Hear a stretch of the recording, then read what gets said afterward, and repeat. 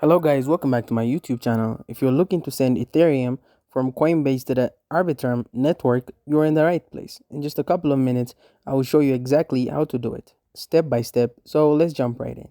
First, log into your Coinbase account, head over to your portfolio, and make sure you have Ethereum in your balance. If not, you can buy some directly on Coinbase. Next, open your crypto wallet that supports Arbitrum. MetaMask is a great option. Make sure your wallet is set to the Arbitrum One network.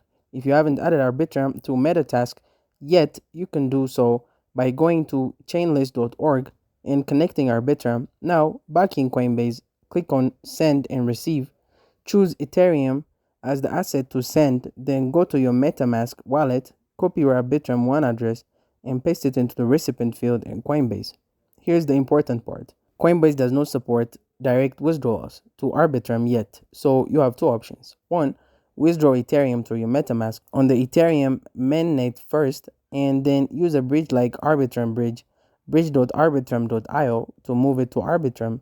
Number two, use a third-party bridge service like Rhino.fi or Arbitrum Finance to move it directly.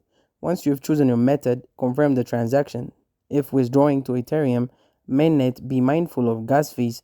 After the Ethereum arrives, head to bridge.arbitrum.io, connect your wallet and transfer the Ethereum to Arbitrum.